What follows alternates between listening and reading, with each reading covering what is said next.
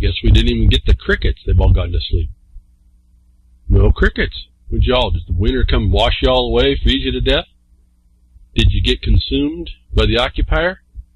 No crickets. That's what's going to be one day. You won't be available to yourself to defend yourself or anybody else. It'll be silence, even to the crickets. There will be none of us to have an idiom to refer to. So I like that. I picked that up pretty good. That was a technical difficulty. The crickets would not play today.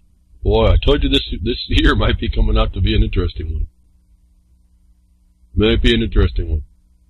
But it means something anyway. Again, like you see the news, it's the notice. It tells you something. It's not really fake. It's what it is. And there's a thing going on. And we can ignore it, or we can believe that it's telling us what it is. I see things in it. I don't know what y'all see more than, just more than, oh, well, there's the news. Oh, well, that's what's going on. Oh, well, that's predictable. All these things that look like they are on the surface, but they really aren't. They really aren't when you get to the point of what's happening, what they could tell you if you looked at it. One of the things I've told you in the past, and it keeps going on and on and on. It's like I said, it's predictable. You can look into the future with this stuff that goes on and see that there's a thing that will happen, and see that there's frailties in the assertions of, let's say, authority, the government itself. And there's even frailties in the things that you know, you look at, it makes no sense, it's really troubling, and then everyone says, there it is, it's no good, but we're not going to do much of anything. Much of anything is the problem. We have to do everything.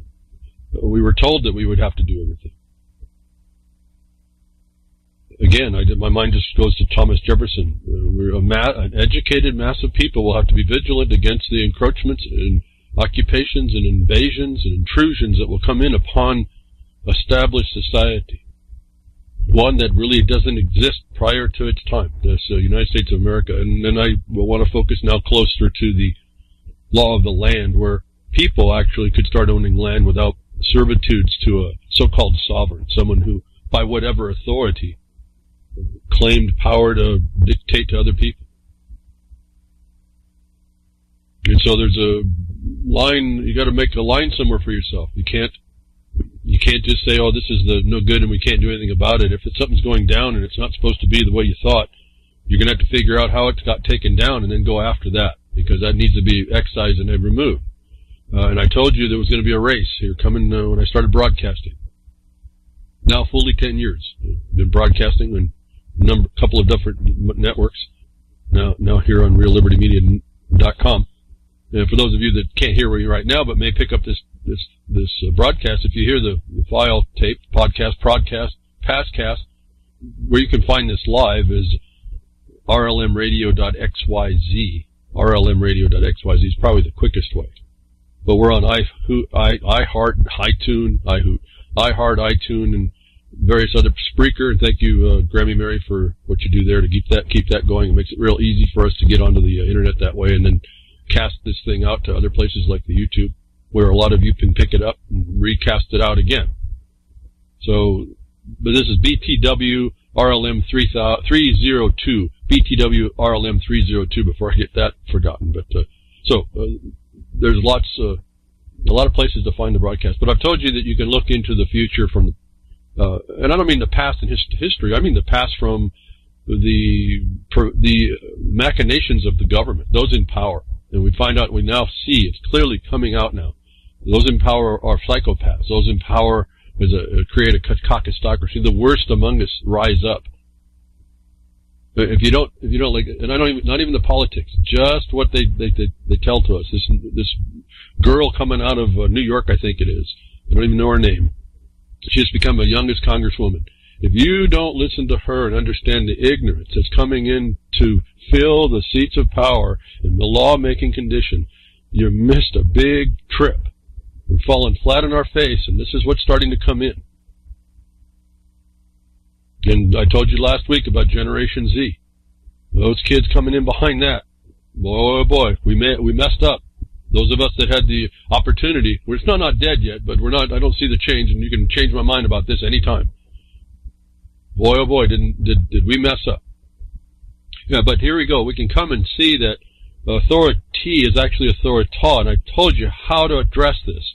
And I told you it was going to be a foot race as to whether who would figure out the lie versus the imposition of a national imperative. And the people didn't have a clue. And so those in the seats of decision figured out the national imperative would, if you will, trump everything that you could bring.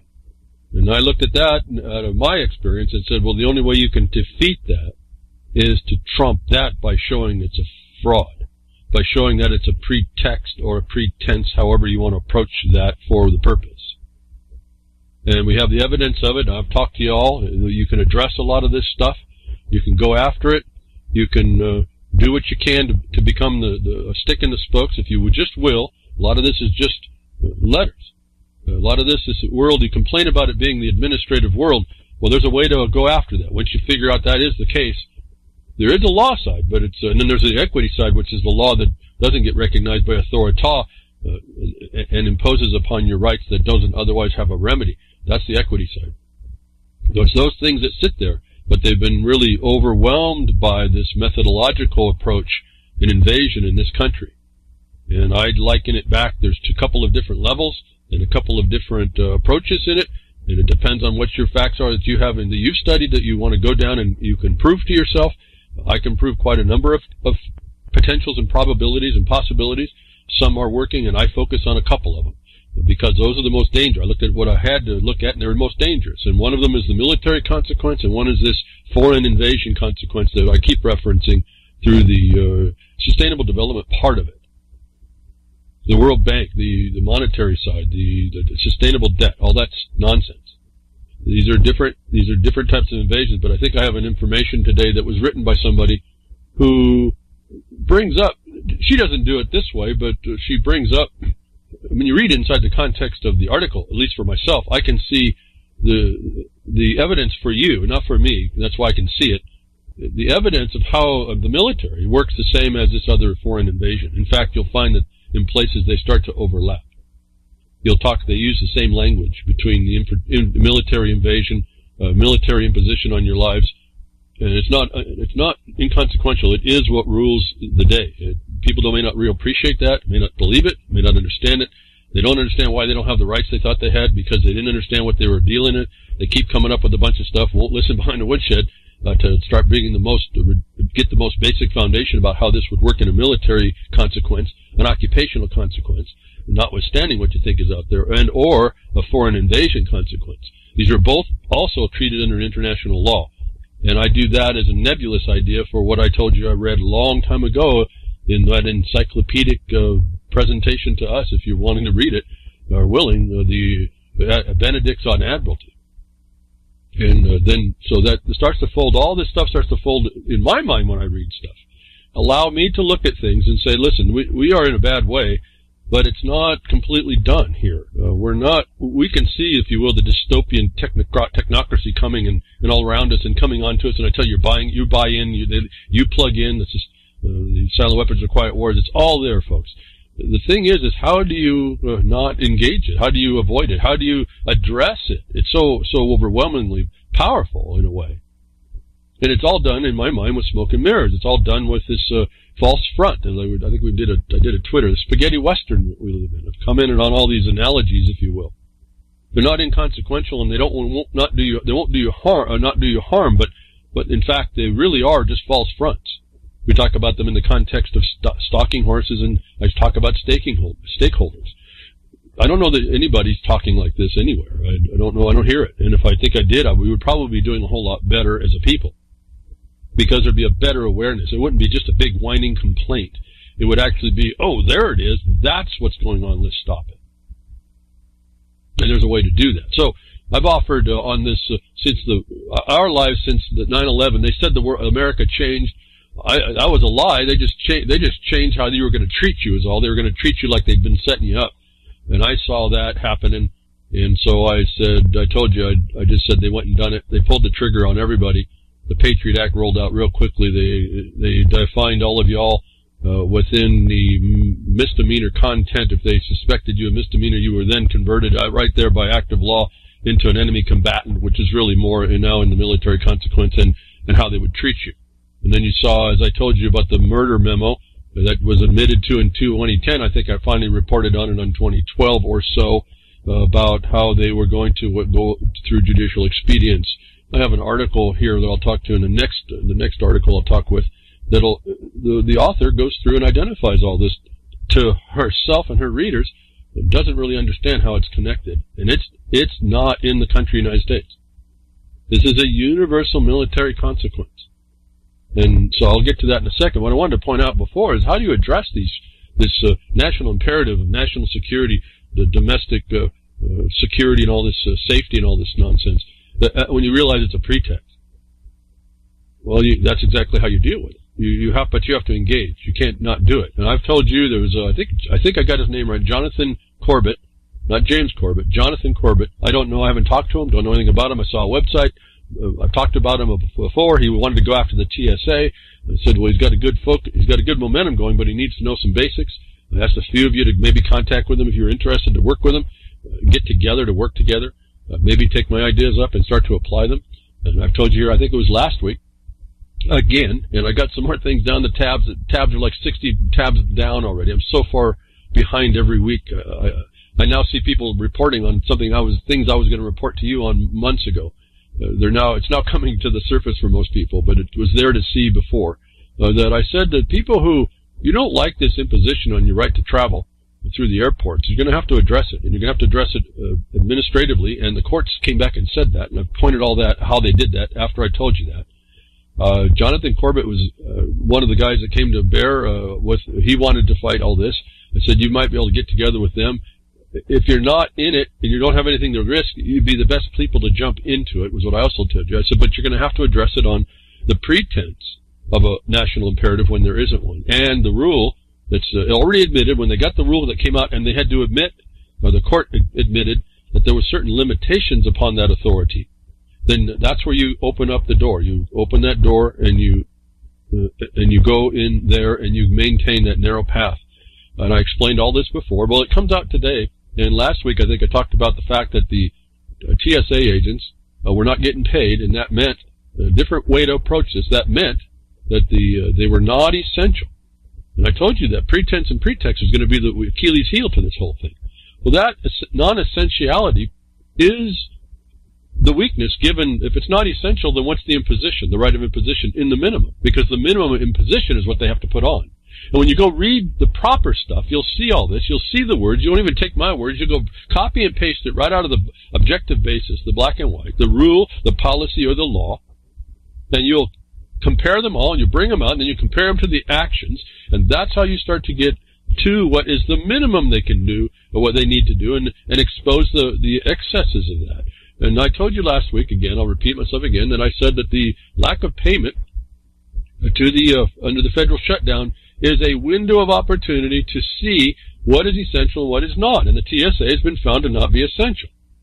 Well, it comes out just breaking onto the scene here as I was going to air here. Baltimore Airport forced to close security checkpoint due to TSA callouts. Not much of a story here on the text, but massive story there in the title. Baltimore Washington International Thurgood Marshall Airport was forced to close a security checkpoint Saturday and exercise a contingency plan due to excessive callouts by TSA agents. The big picture. TSA agents and other airport personnel have been working without pay for almost an entire month, with the government shutdown now in its 29th day. Lawmakers have speculated that pressure on the U.S. aviation system, if it reaches a point of total dysfunction, could be the breaking point that leads to President Trump and Democrats striking the deal to reopen the government. I can care less about all that, folks. I told you both parties are treasonous. They're aided and abetted by the Bar Association. That's not my opinion. Go to the Jefferson Mining District lawsuit in 2013, and you'll see what we did there. They defaulted out. There's a default judgment against all these people that are causing harm in your life. They have no authority whatsoever. And so all that stuff that's going on between the president, the Republican president, and the Democrats in the House is just a bunch of fodder. and breads and circuses. For our purposes here, this shows, again, in the big picture, that this is a non-essential service that was shut down, and they had a contingency plan. I hope you picked up on that. The contingency plan is another step back, that they were exposing external. They were putting impositions in excess of what they actually had to do, as evidenced right there. Not only was it the standard that was no good that I was telling you about, it is the fact that they had another plan. And the other plan could be used without them. Proving, as I said last week, the angle that you go, if it's an angle, the fact is that they are non-essential to what even national security. Yet that's a pretense. And since you have to address this fright to travel as an administrative imposition, that's where you go. And I would say that the administrative imposition is a little bit better because those rules are easier to understand than judicial rules. At least for myself, I found that they delineated how you go about stuff a whole lot clearer than they did through the court system. So when I'm telling you about these things and I get no response, it's really disheartening a bit. But like I said last week, I'm coming to the terms with that. I think I'm coming to terms with the fact we're gonna drop the ball. It's going to be Generation Z that has to pick up and make a clean up if they can, because there's not going to be anybody. I'm not going to be around for them. I'm done. I'll be gone. Lots of you will be gone. There's no example. There's not even a good thought to convey because we'll be gone. And they're going to have to pick up the piece if they can. So here we have it. I proved it. I told you last week. I've been telling you about the pretense. I've been talking to you about how you address these things. And this is the same methodology. You think this is only for TSA and national security? This is the worst one you could attack, actually. This is the best experience you could get, is to go after the worst case. You get strong by fighting this one, and it's not a fight. It's really pointing out the excesses. That's the other thing you have to understand. This is not really a fight. This is just a bunch of criminals getting away with crime. And we have the news. The notice to you that this is a big pretense and it doesn't need to be done. They have a contingency plan. That was supposed to be the minimum. And I forgot to mention something, I think, last week. I was talking in the context of what was going on in them searching people. Remember, we had 2 or 3 weeks before that, we had read the article that the rule was that they were not supposed to be putting any of this on so-called U.S. citizens. That brings up a whole other thing as well. How'd you deem me to be presumed to be something other than someone you're not supposed to be causing to do all this? And I'm still addressing only the fact that the minimum imposition is what's supposed to be put on to fulfill the object. Well, if you're not presumed a terrorist, and you're not supposed to have the law, and you're not a terrorist, and there's no evidence that you are, then isn't every imposition an excess? Today we hear that they can actually shut down a security checkpoint. There's a contingency plan. We don't need the TSA. I don't know what they're doing for the contingency plan. It's not my point on this issue. I'm saying that there's a fallback position, and they continue to have fallback positions. And you should be in there researching in any jurisdiction, in any authority, any subject matter, any agency, what their fallback position is, what their condition, the minimum imposition that they could do, and that's where it starts if they can show they have to. And I'm telling you to argue the pretense, and that means they don't have the right. Again, the spaghetti western, they tell you it changed, but it didn't really change. You can believe it changed, you can buy into the change, but it didn't. They're going to impose that it has, and you can sit there like the stinking crickets that we found out the real cause of the angelic sound of the crickets is last week, or you can stand up and do what you're supposed to do, take responsibility for not being abused by these people, not walking with the ring in your nose, not agreeing with your abuser. What is that, the Stockholm Syndrome? There's an actual a real syndrome about this. You can point out how people will aid their abusers. I said last week, this society is just a bunch of abused children. I think I twittered that out. So here it is, folks. I'm trying to show you how you put the stuff together. I know it comes over weeks, and I only get 2 hours, and I got to go through a ton. I go through a ton of tabs just to explain. I'm just looking for something to inspire somebody in a subject matter that they get interested in, and do something, just something. The evidence is it's not going to happen, but I'm maybe too stubborn. Maybe I'm too hard-headed. Maybe I'm just not. I'm too damn. Maybe I'm just not smart enough here. I was not intelligent. I'm not smart because I'm not wired, but I'm not intelligent. Maybe it's just I'm a fool. And I told you the only thing that shows me I'm not, because a few of us that are doing this along these paths, we do cause a change. We do cause an adjustment. It takes time, but I think that's just the numbers of people. If more people had the awareness, not just to complain about what should happen, but say, no, this is going to happen, And you didn't have the right to violate these provisions that we had, this black and white guidance that we had, and I'm speaking to things like constitutions. Then maybe we might be getting a little bit farther along. So, non-essential, TSA's non-essential proven. They got a contingency plan. They were doing something else. Everyone got on the planes. Now, my problem with this thought is, this, as I told you years and years ago, and it came to this condition, the people that are pulling the levers behind the curtain may actually use this opportunity to cause a disaster. Another, if you call it false flag or whatever you want to call it. They will now say because of this, and I'm hoping that my words fall dead right here because I don't want to see it. But it's a technique and a tactic. I said this a long time ago. I said, now that they got us here, now you got to be careful of the ramifications for trying to get it corrected. And so we'll see. I hope not. But this proves to you it's not essential. They have a contingency plan. What they're putting on you is not the minimum they can get away with. And that's what the guidance is. And none of you have stepped up to say that. None of you have, and then wrestled with the fact that they're going to be the worm that's going to try and screw, the rat that's going to fight you all the way, the snake that's going to try and slither away into the grass to try and continue their threat and their scariness in what they can do to you. You think a rat can't do to you, watch the fleas that are on that rat. You know, the world's pretty parasitic. So be careful on the critters that you're out there that these people turn into. They have their ways. And our objective was to stop it, and you can't let them crawl back into their native habitat, and we were supposed to keep this stuff contained. And so that takes more than just whining. It takes more than just complaining. So we have here the fact of the non-essential nature of it, and that they did have a contingency plan, and I'll bet it's a lot less. I think the whole thing's been a pretense, so we'll find out ultimately that the DHS, all the stuff they've done since 9/11, all this national security stuff, all the surveillance thing they put in, that was all under the pretense. It's the same answer. It's the same thing. And so moving on to this pretense, and they needed now to watch out everywhere. An article comes up written by, what was her name? Oh, Suzie Dawson. She's exiled from, I think, New Zealand. She's a political exile as a journalist. This is what they're doing to journalism as well. If they don't own you as a journalist, the governments, in this worldwide war, militarization, control grid, global network, they'll call it here, and you'll see this in all the documents. This article here will explain in her findings in New Zealand. Now, she's saying that she's been writing for years on this thing. It's all the same, folks. It's a global military control grid. In fact, she talks about things that when you've heard me talk to you over a decade now, you can see through what is just in documentation form what I've been telling you was in reality. And it has nothing to do with what you see as the props. And 9/11 was a prop in order to get everybody to buy in. In fact, I looked at some of the things about the TSA, the Twitter that went from TSA over this Baltimore thing, and everybody's in support of the TSA agents.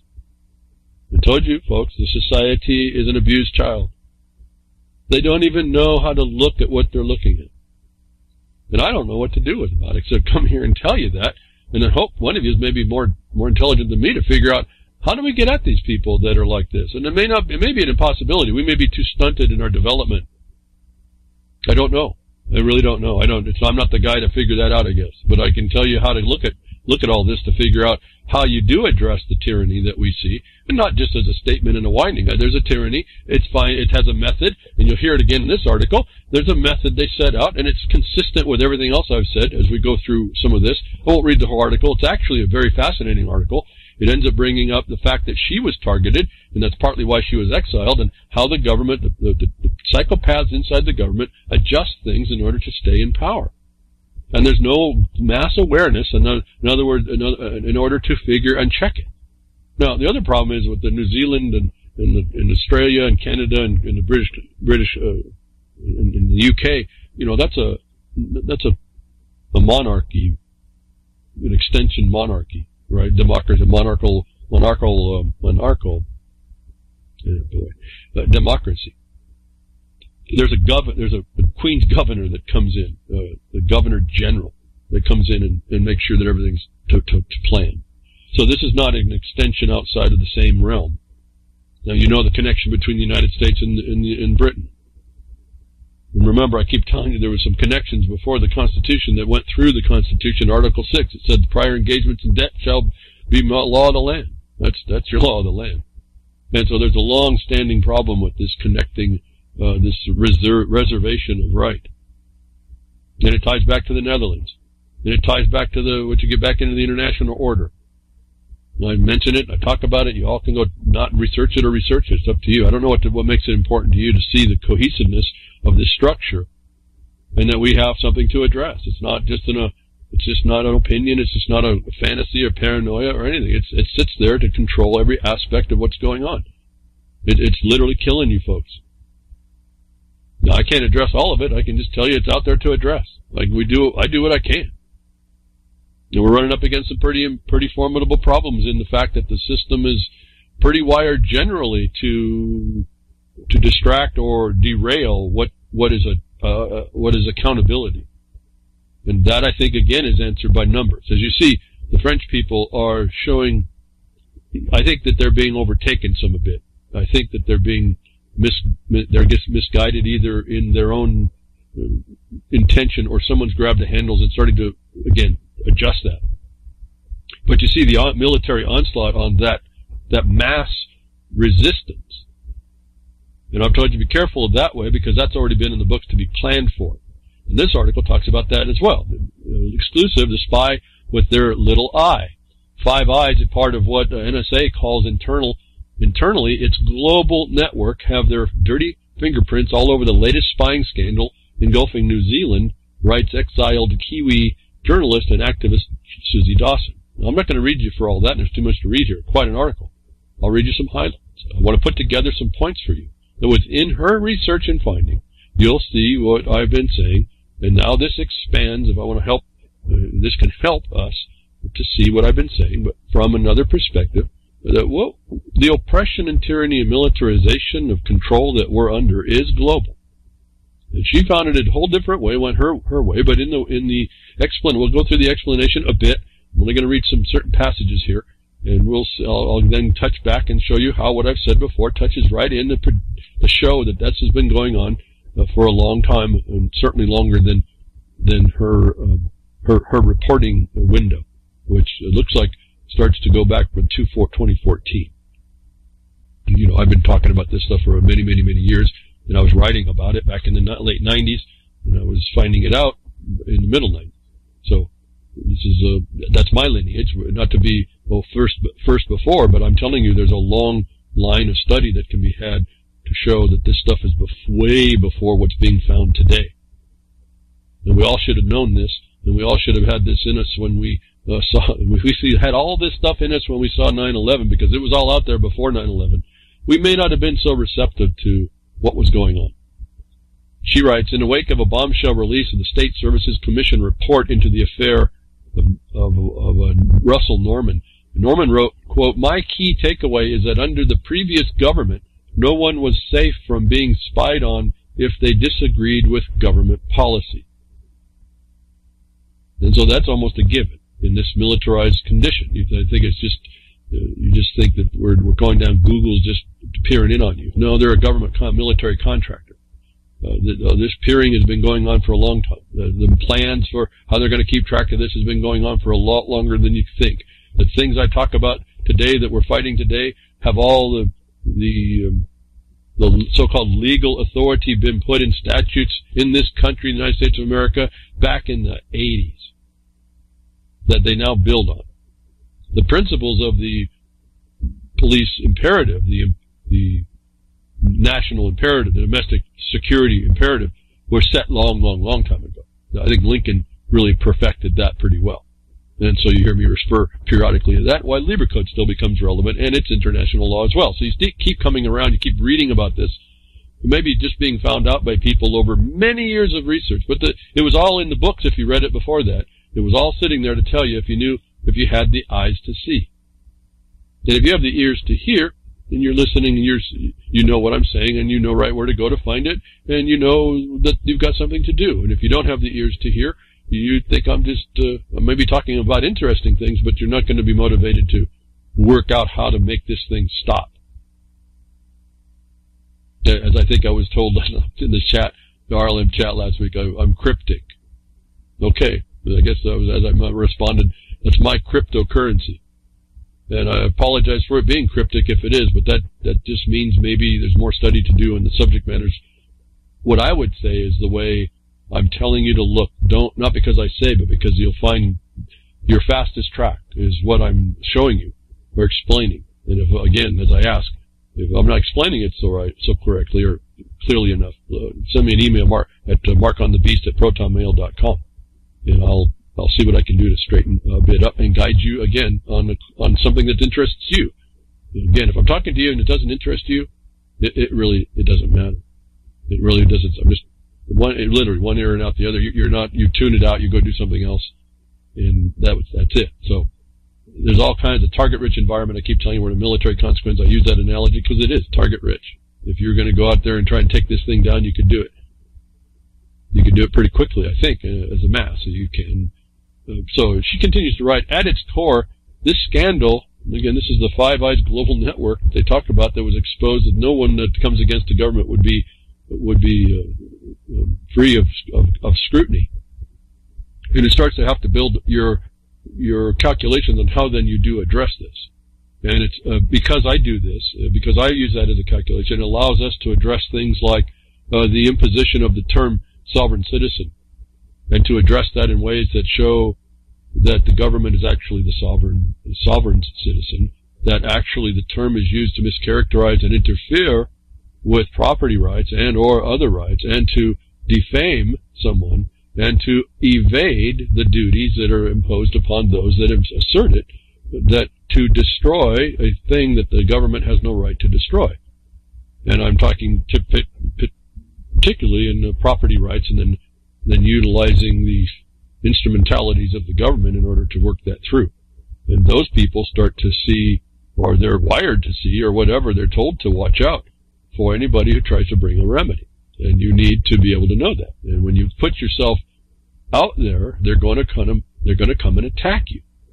And they come in all funny ways, or really odd ways. And they're not legitimate, but they come anyway. They make the distraction, they put it on paper, they make you have it respond, and you have to have really the right answer to all that. And it's a slow trawling of all the parasites that sit in the government to stop you. And they're not supposed to be there to stop you. They're supposed to be out of your way. And that's the first violation. So she writes, at its core, the scandal is a reflection of fundamental flaws in the very fabric of the intelligence gathering practices in New Zealand, its infrastructure and network, where the collected data flows, whom the collection of that data serves, and to which masters our intelligence services ultimately answer. That's her subjective view. I would say that what looks to be a flaw is a plan. It's part of the structure. And so we got to be very careful on what we come in this article as I'm reading to you here. Be very careful on what conclusions we might come to any of this as well. Always the categories of possibilities and probabilities, leave open every aspect, and don't choose any until there's clearly evidence to put down a more affirmative belief of what's going on, until you can focus in on a couple and then bring yourself to the conviction, the unassailed conviction that that's what's actually going on. And that requires the ultimate research and evidence, and having it in your mind and having it in documents that moving on a particular subject matter. She continues, right, firstly, where is the data that is being collected by these spies really going? Secondly, who is directing New Zealand's human intelligence assets and apparatus in foreign intelligence operations? And thirdly, what is the impact for the Kiwis who unwittingly cross paths with our spy agencies in a country where the legal definition of threat to national security has been removed? So she makes a critical observation at the very last sentence. They take away the objective definitions. And they do the what with them? They stick them into a bureaucrat to make that decision, and you'll see that in this article. And where have I said that before to you? I said this when I told you about the murder memo and what the evidence of that was relative to executive power. The first thing that she references is something called IC Watch. IC Watch in New Zealand. This gentleman named MC McGrath founded something they called the Transparency Toolkit. IC Watch initiative was using open source data to expose specific players, contracts, and commercial relationships in the global intelligence community. Again, openly given information, openly available given information, volunteered information, volunteerism, that was used to put together things that would give information to people who decided to focus in on any one of you if they might have. Right now, we're at the big players right now, but you're going to see as she finds out in this article, they've been coming after you, but only in the context when it becomes relevant to them. In other words, the journalists that can expose this are probably the most relevant at this point, and you're watching them being taken down. Anybody who has any major control of databases and storage is going to be attacked. I think that's the Kim.com issue also in New Zealand, if you don't make these connections as well. So she continues to write, to my knowledge, this is Suzie Dawson, no member of the New Zealand media has ever thought to peruse the UC Watch database to examine the extent of New Zealand's involvement in the integrated global network, as an NSA so eloquently calls it, or more appropriately, the quote, the total force referenced by ex-Secretary of Defense Donald Rumsfeld, who, when he redefined the term at a key moment post 9/11. So now we bring in the Pentagon, the civil Pentagon, the Defense Secretary of Defense, Donald Rumsfeld. Now we tie this back to the United States. Her title answered one of her points to be found that she was going to be looking for. The answer is already right here. It's also tying to your NSA. And so we have the loop already formed in this article, as I'm, again, not reading the entire article, going through to try and show you that this thing, this total force, the global network, total domination thing, it was no joke. But it wasn't just written here just in the last 10 years. The total force wasn't just used to encapsulate these civilian contractors, but also to indemnify them from prosecution or civil liability. Now we start finding this method of how these people have figured out what to do and how to do it to, as she says here, encapsulate, protect, bring immunity. Doesn't that sound no different than what the government did in industry versus relative to vaccines? They just did it more overtly in an open law to do so. The American adoption of large numbers of private contractors into their military has helped to stretch their tentacles deep into the South Pacific. Well, military contracts, public-private partnerships, folks. This is fascism, right on its face. This is what being brought in public-private partnerships through the alternative dispute resolution system, consensus. That's the other side that we talked about. That's what we sued. Right? This is no different. They're talking the same thing, but it's public-private partnership. She doesn't say it here. This is the system that you've been living under. It's a fascist system. I don't have to deal with, I don't care what anybody else's definition. The definition that they used in the 40s when this stuff was starting to be put together is the definition you use, and it's the combined use of government and corporations to do the bidding of government. They appear to be government because they're protected by the government. Why? Because they got the force, they got the power. They'll hurt you. And so this is, again, she's opening up this connection from New Zealand to America. It's all the same system. She's broadening out to South Pacific. And she just mentioned they're using private contractors, military contractors. How do you know someone is or is not a military contractor, folks? When you're in the spaghetti western that you live, like I've told you, how do you know that the Bar Association is not and it's a foreign association they domesticated, how do you know that's not a military contractor? When you read Libra Code, you couldn't know. It'll tell you. You're not supposed to know. In fact, it'd be treason from their side in order for an officer to divulge that to you. And so, will we go back to where in the Libra Code? Back to the number one, the article number 1 in that Libra Code. You knows them when you sees them, folks. You got to look very carefully. So she's identifying these things in this article relative to a problem that she's had in New Zealand. And I'm saying she's tying together the whole thing that I've been telling you about that's been there for us to see for as long as I've been broadcasting or writing for 20 years before that, or 10 years before that. She goes into write a section of my piece, Suzie Dawson's piece, in 2016. Remember, get the timetable here. You were on notice here behind the Woodshed 2012 and 2014 of articles of documentation and evidence of the very things that she's pulling together for herself in New Zealand today. In 2016, she's pulling together this piece called Understanding World War III, reported on an official Pentagon strategic planning video released by The Intercept.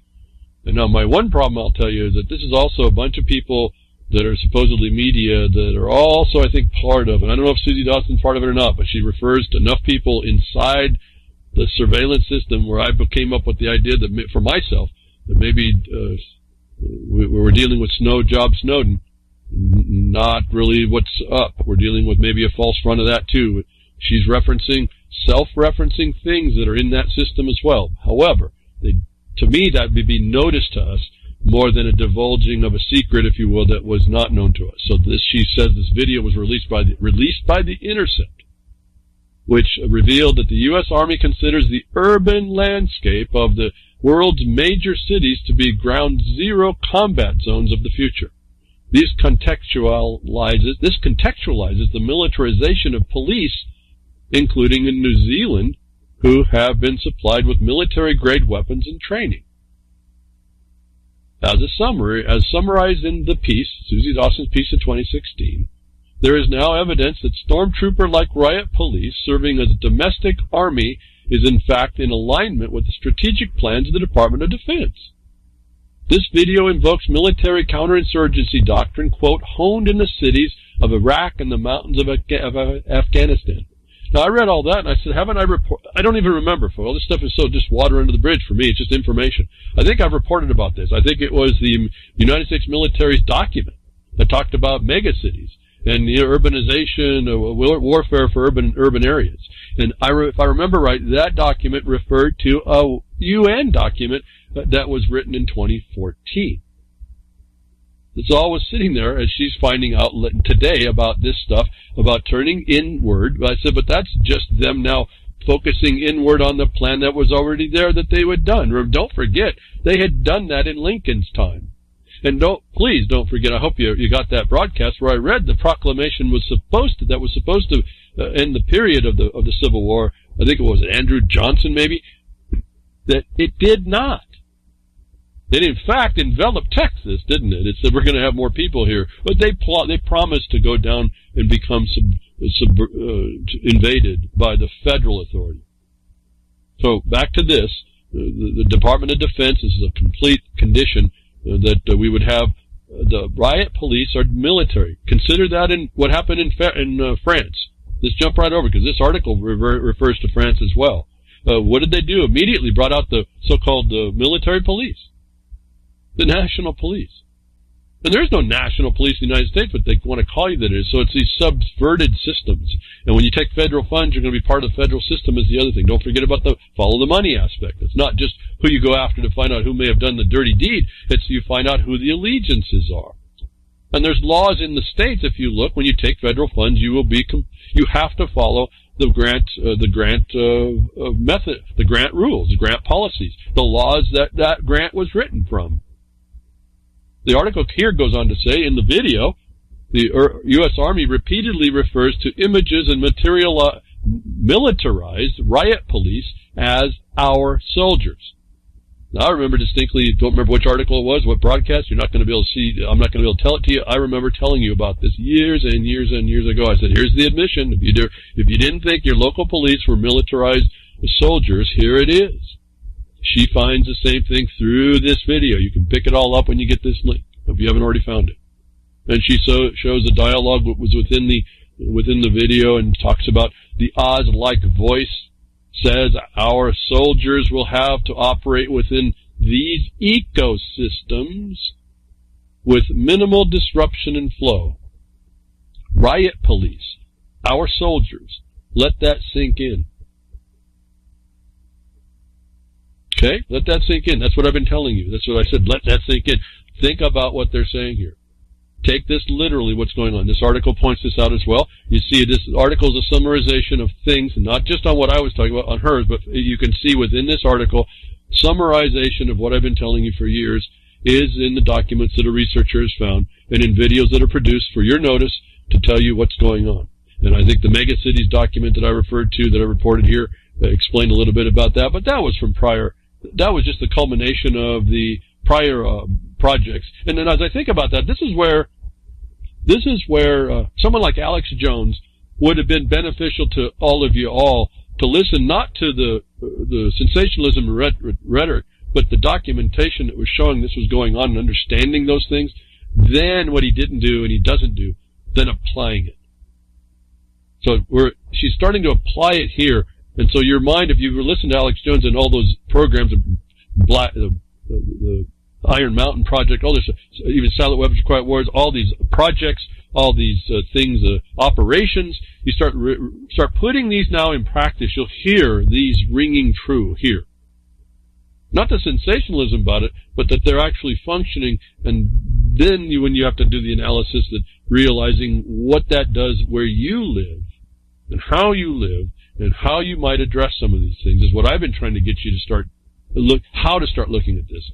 Not just that this is going on, how are we going to stop it? Because if you realize what's going on, there's a takeover that has happened, and we've never really actually lived in the so-called freedom that the people think that they've lived. And that's why I've told you the word freedom actually means a frame of constraint within a range of motion is allowed. It's like a physics definition. It's not freedom like you think. Freedom is a free domain. Is not a free place. It's a domain. It's a place. It's a specific thing that has some specific rule and regulation upon it, and someone to enforce that frame. And so, getting back to this, riot police are our soldiers. I've told you before, a long time ago, don't run into the streets. So, not in the United States. You saw what happens in France, but they're wired a little different there, so it's going to cause some. It invites more support, but I tell you be careful because that'll be subverted, and I think that's starting to happen in France. But don't go out in the streets because this is what's happening. Better to turn inside, understand the mechanisms, learn the formality of it, and turn inside. And you're invisible to the system while you work after stopping it. The video states that the Department of Defense must redefine doctrine and the force in radically new and different ways. The future Army will confront a highly sophisticated, urban-centric threat.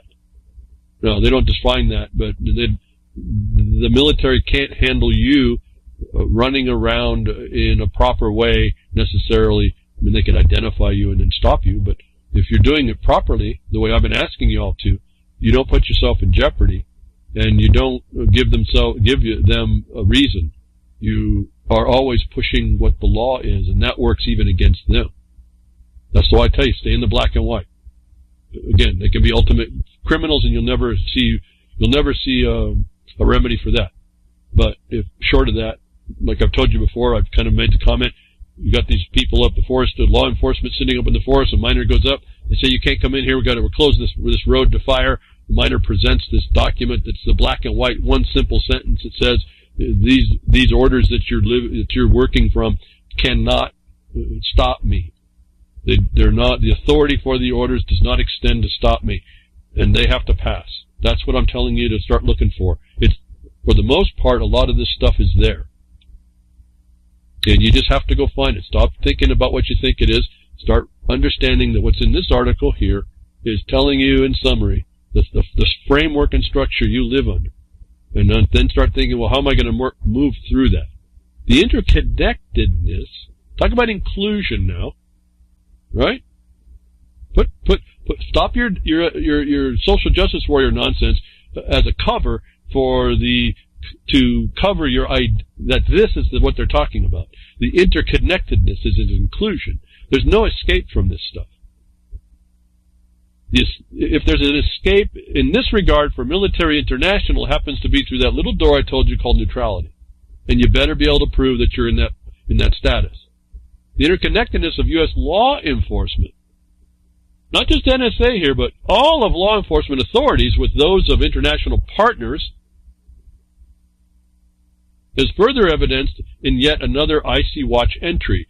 A, quote, lead business architect for the, quote, Analytical Framework Program, AFP, for the, quote, Office of Intelligence and Investigative Liaison, goes into detail about an application he developed in conjunction with the U.S. Five Eyes partners, Canada, United Kingdom, Australia, and New Zealand, The express purpose was to address the, quote, multi-year challenge of sharing personally identifiable information, PII, with heads of intelligence. Hint, H-I-N-T. I really shouldn't pronounce that as a word. It's H-I-N-T. It means heads of intelligence. It isn't a word. So we did it with NSA and NASA, and we did that with Patriot. It's not Patriot. It's a bunch of words. It means actually something. If you look inside, it's a lie on the cover that covers another lie. So we have these papers that are out there that you can find that would tell you how this all works. I want to go back. I forgot to tell you the toolkit. Maybe I did and I'm forgetting already. That toolkit is the same kind of a toolkit developed I told you you'll find at the World Bank. And the World Bank is, or the IMF, and the IMF and then the Federal Reserve is behind that. The toolkits is what they developed for development of this thing in the world. And so this toolkit that we hear discussed in the beginning of this article has the same methodology, has the same form as what you'd find at the World Bank websites, if they still have those listed, for their toolkits. How to destroy and control and distract and contain and ultimately run your life to their profit. And I've told you they can get on both, all kinds of sides for that. So anyway, the toolkit here was, I forgot to point that out. This is the word toolkit you'll find at World Bank if you look around. I think they still have them. And they'll tell you exactly, if you want to take down a country, they'll tell you exactly how to do it in every one of those toolkits on a topical, subject matter specific topic. And so you have to read quite a few topics if you want to take down the government generally, but maybe someone knows that. I never got into combining all that, but they just use these toolkits. If you're focused on taking out the economy or the transportation or the education system or the local governments or whatever, the water system, they have a toolkit to dismantle what's existing in a way that no one notices. And you read some of those and you start seeing those effects. This is how I guess I do it, and I forget to tell you all. When you do that, you see that list of things is being run in your county. You'll see it happening. And so you know exactly, you knows them when you see them, folks. If you don't know that that's what they're doing, you sit there thinking that this is all, oh, I may not like it, but they have the authority, or I don't even like that authority, but I'm helpless. Well, if you identify it's a methodology, now that's a plan, and if the plan doesn't have an actual authority, and it comes against one of your rights, properties, remedies, interests, or whatever's in that list, that's a felony. You get these people for crime right up front.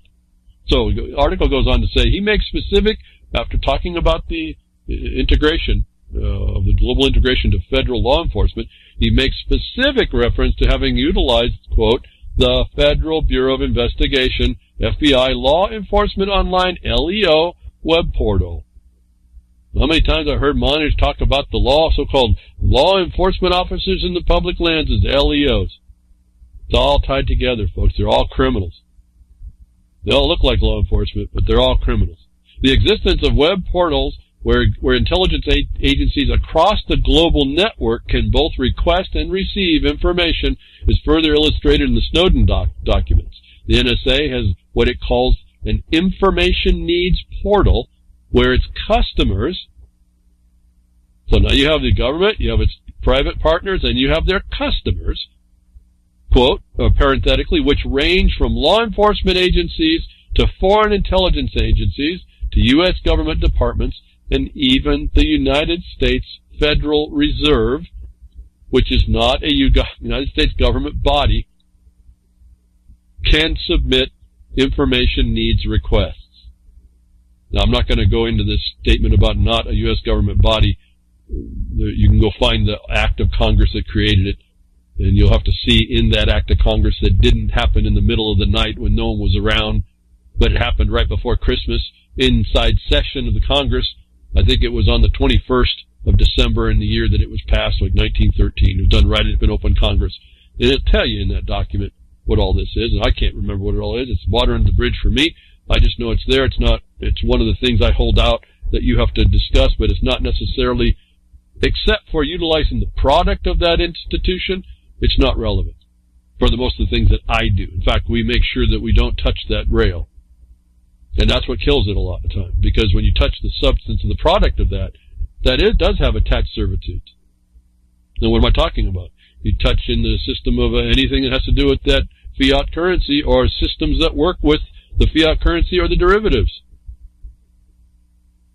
And so we can see really quickly what the line is if we know where to look for. But the Federal Reserve is involved in this as well, as I just told you. The World Bank is now tied with their toolkits directly. There's really no distinction in my mind anymore, except for you follow the specific subject matter of the military purpose relative to whether it's domestic or international, because you have to approach those two things slightly different, and you have different things to apply, or it's just a foreign invading force like the Bar Association or the UN Sustainable Development Principles, or even just general principles that are foisted on people like their laws. And the policy of climate change comes to one, as I talked to you last week about, without getting into that. So we see the interconnectedness of this thing is all tied in through a big fiscal structure, a big monetary structure, a big commerce structure, all done through fascism and international fascism. It's all sitting here to be looked at in this document. There's a whole lot more. I'm just scrolling through. Just want to touch some basic elements here that do what? Speak to what I've told you in the past, a long time ago, what the condition is. She's coming to it, writing about it now, to her credit. Regardless of what her sources are, my feeling about those sources, the passages I'm highlighting to you here, and there's others, but the ones that I can get to on this broadcast, explain to us this militarized global network that's been that's been working for a long, long time. And we finally get to here in the article that's this statement number 3. She's entitled the 3 points of her article she wanted to point out about the third one, saying preying on the citizenry and making a profit. And I've told you the government sits in a position, it doesn't matter which way you engage it, it can take you and it'll win either way, whether you think you win or whether you are going to be servient to it in some way. Fees, fines, taxes, punishments, penalties, what your civil rights, folks. Remember that one, 42 U.S.C. 1981? Right here. You're just a beast of burden. And these people that are in there, you know that in the way they act, and they continue to abuse you, and you continue to allow it. The object, as she finds, is preying on the citizenry and making a profit. And I go loose on the word citizen. Don't trigger all you people that hear the word citizen. Forget that. We're looking at a concept here. I've told you if you want to get rid of the word concept, you're presumed to be subject, whatever that word is. One way is to say citizen. The other thing is, what do you do when you're confronted to tell them that you're not, is the more important thing. Not to say I'm not a citizen, is to show how that definition cannot be applied. And then what do? They obscure that definition, like they do for what becomes national security imperatives.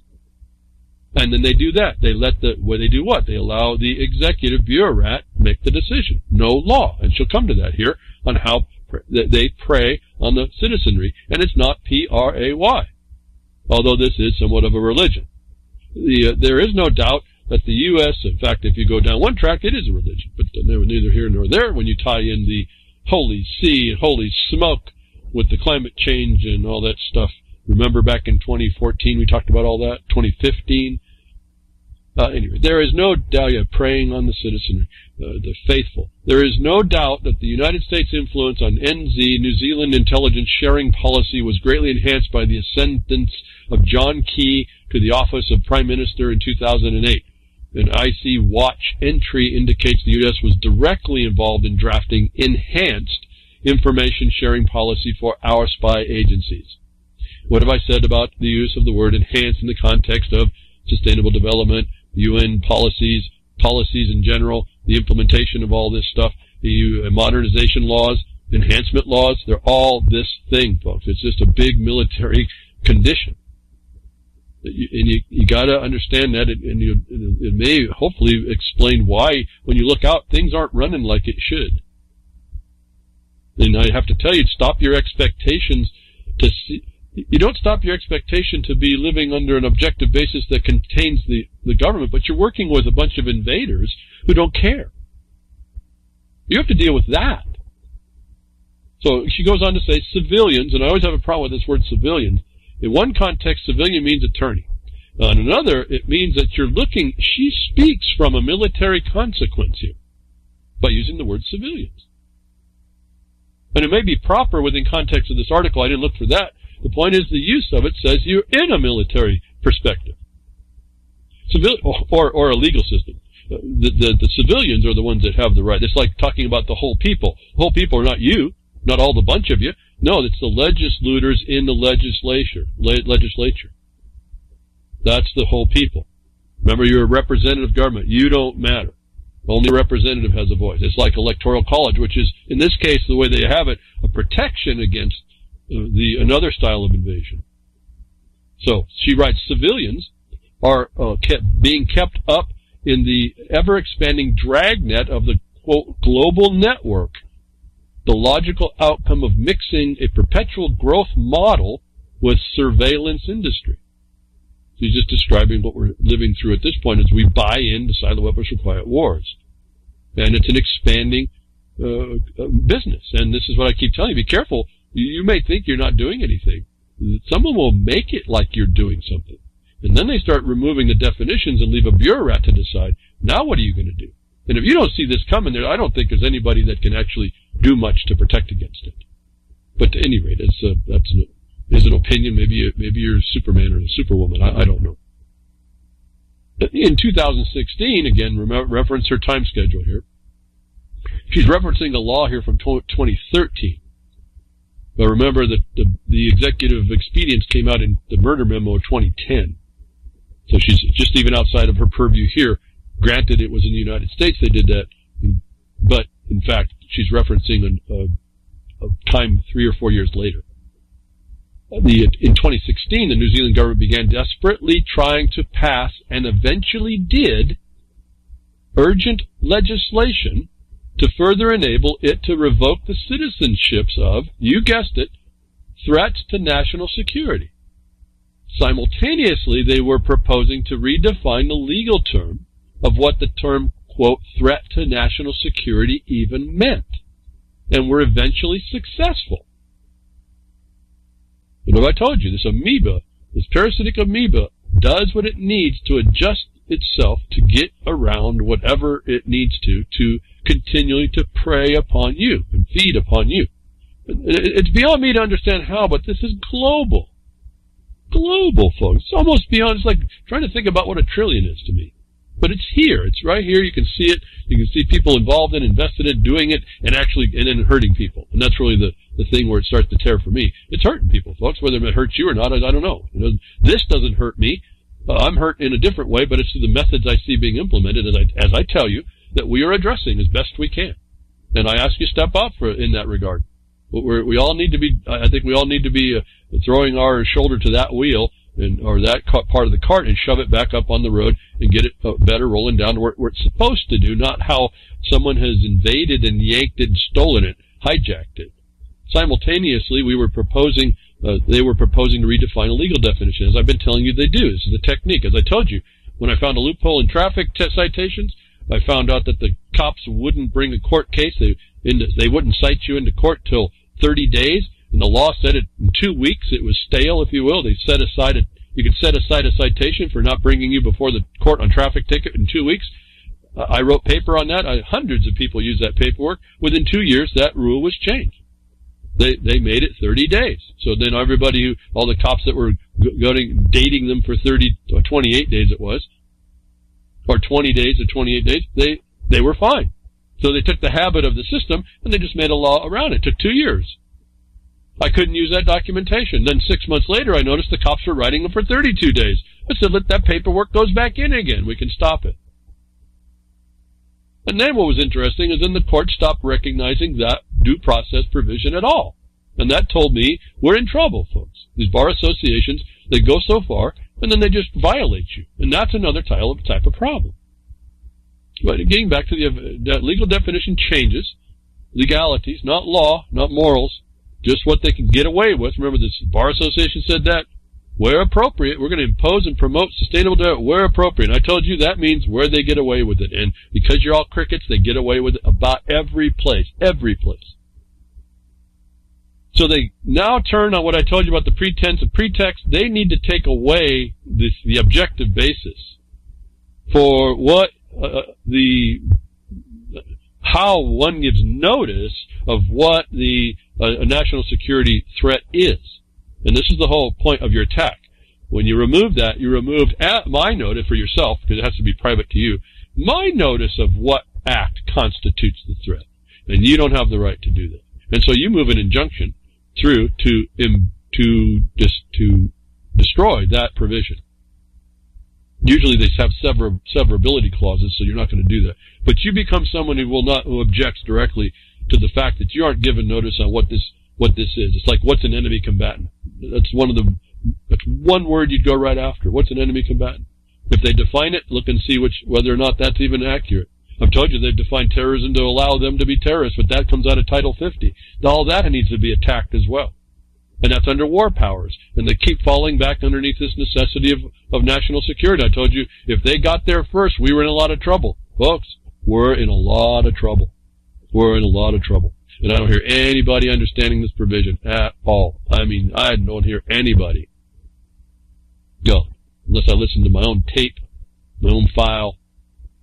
Which I got to say, last week, on the RLM site archive, I do a highly compressed file to that archive so we can store more broadcasts on the hard drives, on the archive hard drive.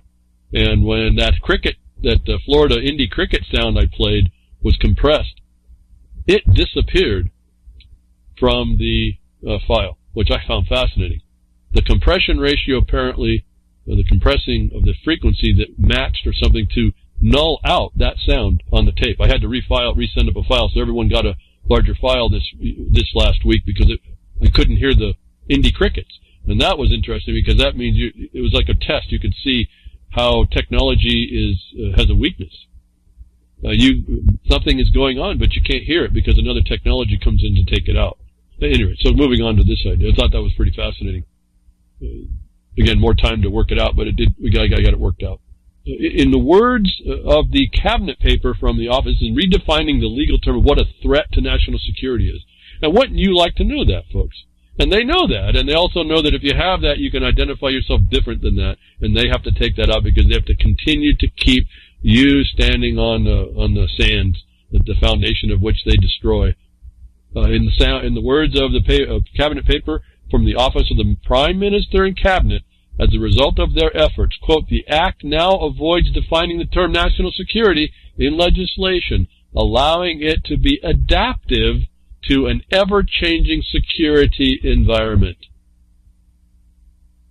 Ever adaptive. That is the model of the parasitic amoeba. That's exactly what I tell you about this invasion that's going on with these environmentalist types, these stakeholders, this consensus policy. The adaptive part. They look at the data, they become adaptive to what allows them to advance their outcomes. The ever-changing security environment. The security environment is preying upon you and their ability to do so, unaccosted, unassailed, unstoppable. And so they don't now give you a definition of right. What's adaptive in judicial? Adaptive in judicial relative to the modernization and enhancement of judicial is reflexive so-called law. The bureaucrat now in a judicial capacity, because under the color of judicial capacity, the executive now decides based on their observation of what they want to decide. And she asks in the writing, so who gets to decide what national security is at stake in any given case? Quote, comes right out of their own document. She writes here, quote, it must be determined by the minister responsible for the relevant intelligence and security agency and commissioner of intelligence warrants whether something is a matter of national security. Close quote. In other words, that's determined without a legal definition. And how is that any different than what I told you? The addendum to the murder memo said that they denounced the judicial due process. They denounced the Lieber Code and international law, and what I told you that meant is we went to no government, no branches of government where the executive went by the expedience of its self-determined need without objective basis. New Zealand came up to the same thing a few years later. I don't know what else to say to you, folks. This is global. It's understood. It's a plan. This is a global plan. I don't know how they got this going, but they did, and they did it underneath our nose. And this is a serious observation for those of you that want to take it on and start to get off of what you think it ought to be. This is what is, folks. I've talked to you about it for years. Someone else, independent of my view, through their own need, have found essentially the same things, and there's so much more. She goes on to write, the information sharing hubs are known as fusion centers. Now, we should, maybe Alex Jones should get a little bit of credit for most of you all started hearing about those through him, if you heard about them at all. And they're explained right here. This is all part of that structure coming on to us. And no one was saying anything other than being horrified, or if they were horrified at all, or just, yeah, that's what's going on, or dismissing it, or not moving against it, but just admitting that it was there and how wrong it was, but doing nothing more. The information sharing hubs known as fusion centers, they act as a bridge between military, police, and corporate customers. Military, police, and corporate customers. Remember, when they talked about law enforcement in the United States, they didn't have a limit. It wasn't just the FBI. It wasn't just some agency. No, the law enforcement happened to be the entirety of the United States law enforcement. This is now defined the same way. Military, police, and corporate customers. Well, that could be a conjunctive and there. There's no either or comma after police. And I know that sounds maybe semantic to you, but I read it this way. I read the possibility and probability that the police are the corporate customers, but they're military. And so keep going. We can infer, disregard, whatever you want. It's up to you. I'm trying to point out this is the notice through this article of an independent researcher that independently came up with the same things I've been telling you for years and years. I have a different way I can prove it as well. I'm not saying any of this is valid and invalid. I'm saying it's there for you to research. I'm saying this is what she took the time out to write, and I'm finding value in being able to highlight certain portions of it and explain this is what I was partly telling you when I explained this as a condition that you live under. That you may or may not understand that it's working or how it's working, and you certainly then wouldn't understand, first of all, that it's addressable to address it, and then maybe how to begin to address it. They fuse, these fusion centers, they fuse, F-U-S-E, fuse commercial, governmental, police, and public data sources. Analyze the material and feed relevant parts back to the interested parties.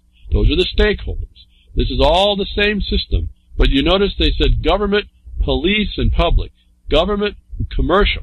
That's fascism, folks. I don't know what else to say. This is not a newfangled definition of it where everyone's trying to carve their little part out. This is what government utilizing corporations to run a government agenda. You heard a little bit about that fact in the way the fiscal system is set up within the regard of looking at the Clint Richardson's corporation nation, and you understand that through the CAFRs. It's all admitted on record if you just took the time to read it all. She's just pointing out it in a different way. But you see, her findings were that it fuses commercial, government, and police with all this data. Well, fuse, folks, makes one, okay?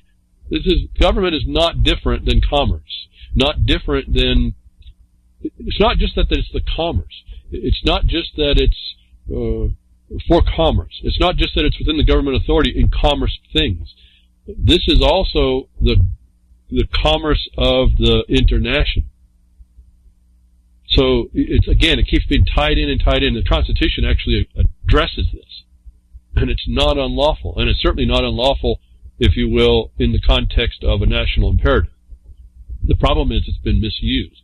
And no one's really picked up on it. We don't like it, but we don't really understand it. So I had a little bit of a server, an encoder drop, folks. I'm sorry for those of you on that line. I hope it's back. Maybe tell people to reset your browsers or whatever.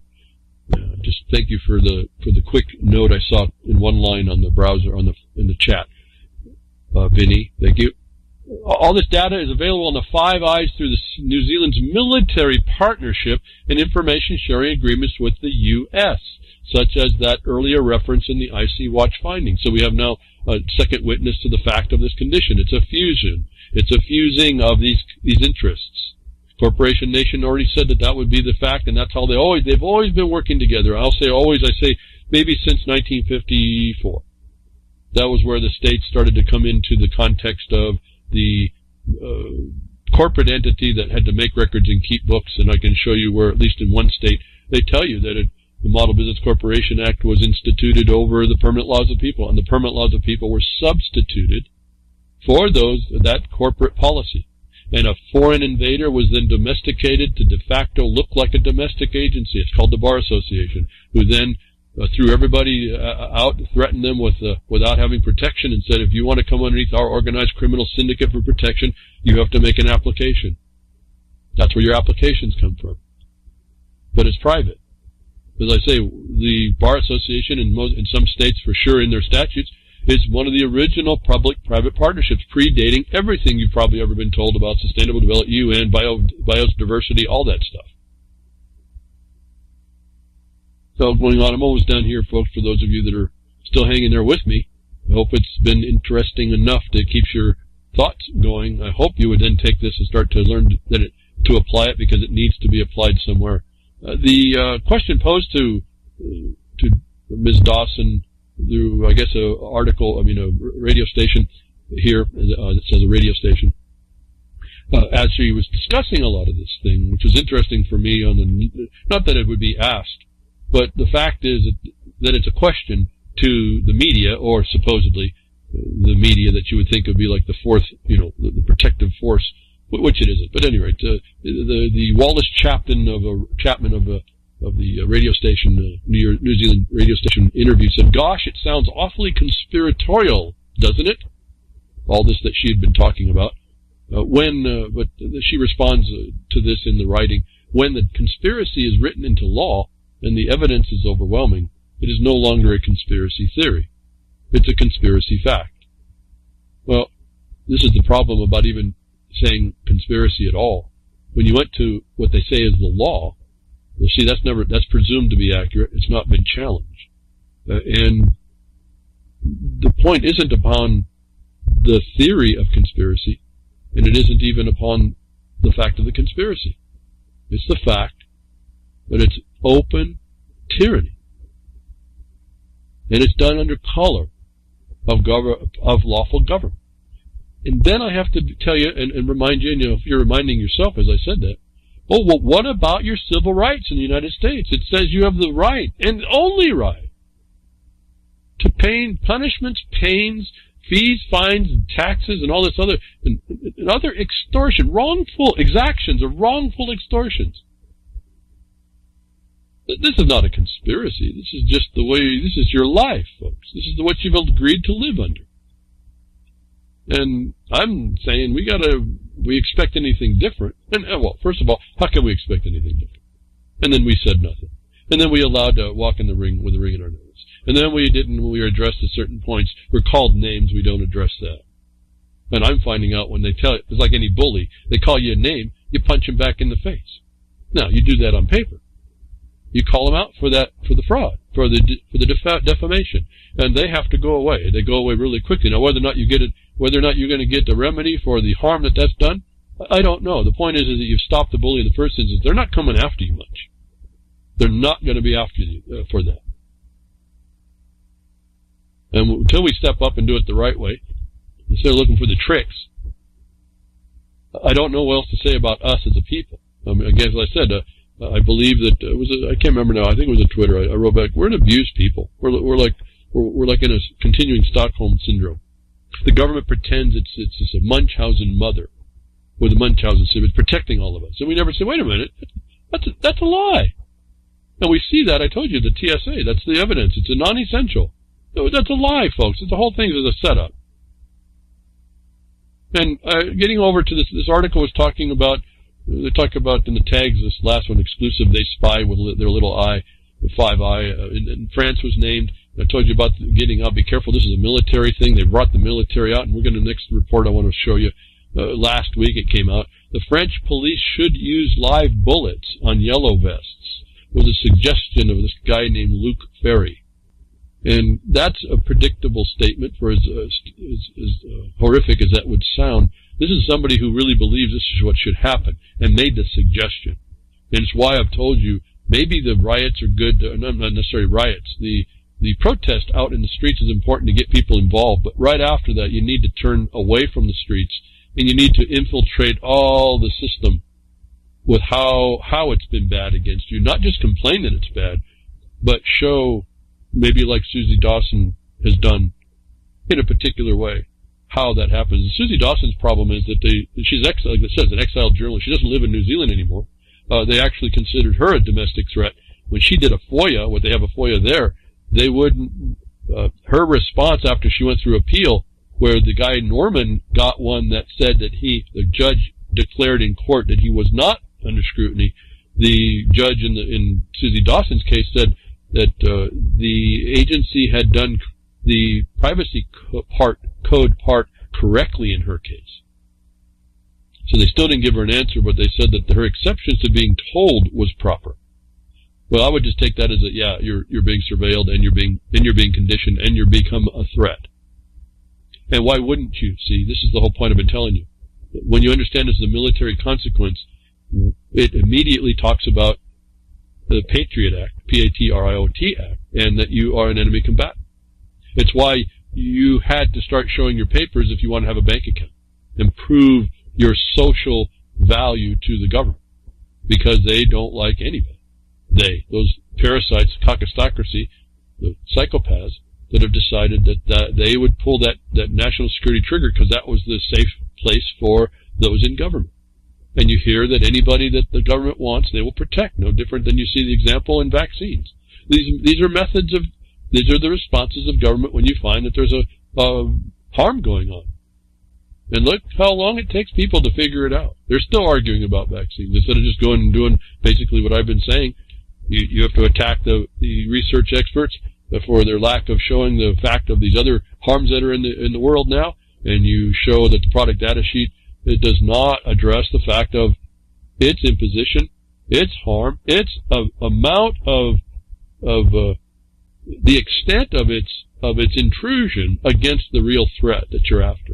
This is the same argument for the TSA, which they now admit, and you can see is non-essential and can be done with by contingency plan. But France is being said last week that somebody suggested they want to use real bullets on people just for protesting. Now, I know it's getting out of hand over there. Well, but anyway, there's a people that are being taken down. So what is, in my mind, the French people haven't gone to their Second Amendment, where the government came out there with the military, is kind of a fascinating observation on my side, but from my perspective, even though I wouldn't think that would be your first option. But you see, the government went to guns. They're suggesting it now. But another tactic that came out, they start to go after all the leaders. I understand the leader of the vests has been arrested now. And so that's just, that's when it's going to happen. But what I'm suggesting is that you don't put yourself in the position to be a leader of any group, as I proved this decades ago. You have if you have a group, you have a bunch of people that all agree in the same sentiment, but nobody is in any group. You just understand to show up somewhere one day and you are there on your own. Now, what group are you with? There is no group. And then you have the word in your mouth. You have your perspective on the factual law being violated that requires that you need to say what you say when you have the right to say it. And the one who's the government trying to identify the leader of the band to take away the conductor, there isn't one. That works really, really well. And we get hundreds of people that do that. It's pretty fascinating to watch the exasperation on the officials who can't understand that there's no group there. Hundreds of people showed up and no one is in a group and everyone has their own thing to say, all on point, all different, all about the problem that's at hand, and they can't figure out any one to stop.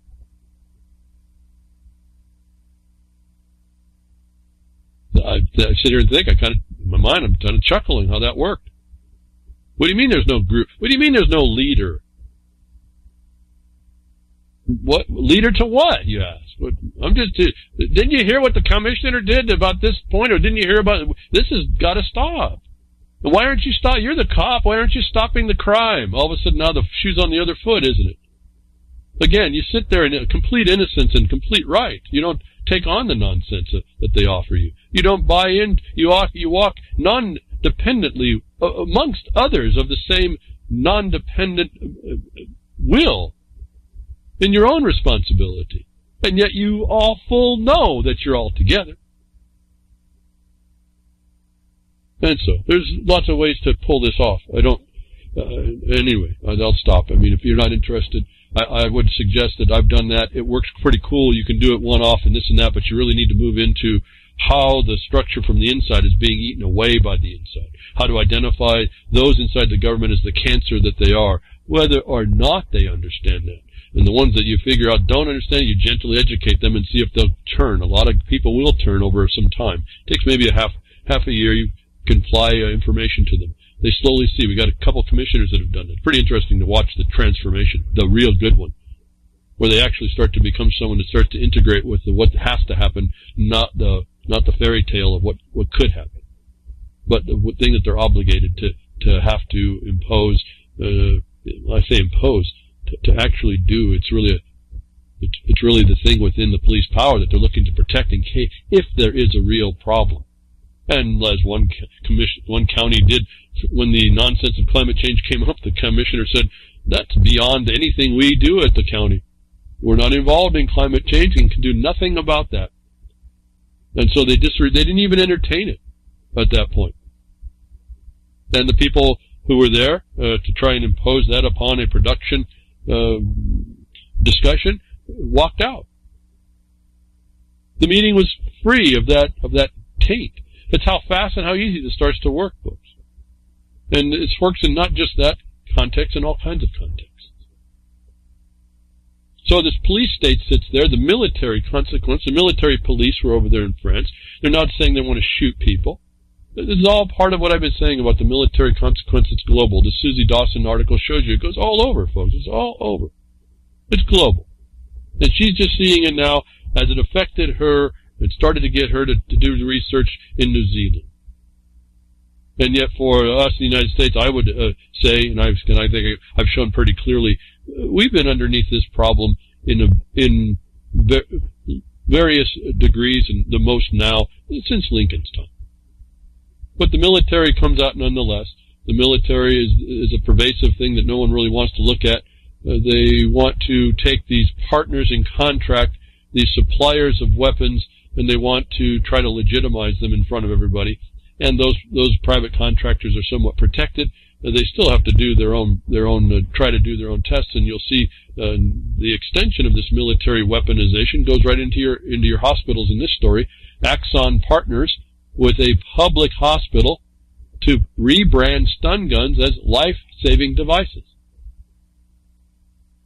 If you don't quite get it, how this works. And you see all the same terminology, the public-private partnership, trying to get some license, some acquiescence to show that what their death machines are okay.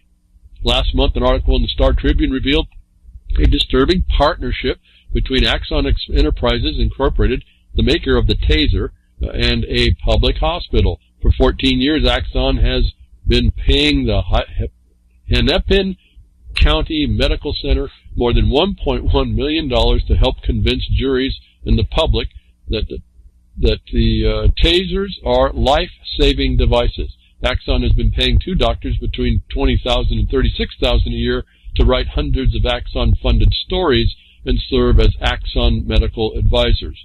I don't need to go on. Isn't that what Satan does? Isn't that what any of these big corporations do? Isn't this the problem now with these so-called scientists? They're all political things. This is the world. They're talking about a partnership, public-private fascism. Their method of imposition is through someone who comes under the cover of authority, and we see that as the 1985 document written by the guru for the implementation of this method, he says, let's say something like a biologist in that system is actually a political lobbyist. In other words, they go in to prove the outcome they need for the other thing they're doing. And that is what they call best science. It's the thing you're gave. In other words, as I keep telling you, you're gave a republic. Well, they're giving you this. I purposely misspeak that. I want to catch your attention.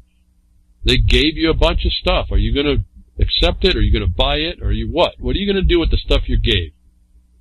It's time that we really start tossing it down. We don't TSA, I'm tossing it down. Don't agree. You just proven that it's not essential. The fact that you are saying that you need the personal identifiers, you don't need that. The fact that you have to surveil me, you don't need that. Why? Because you have violated and defamed me without cause as to what the status I am and the imperative that you claim is. In other words, you're claiming national security, and because of that, I'm now having to be presumed to be some enemy combatant.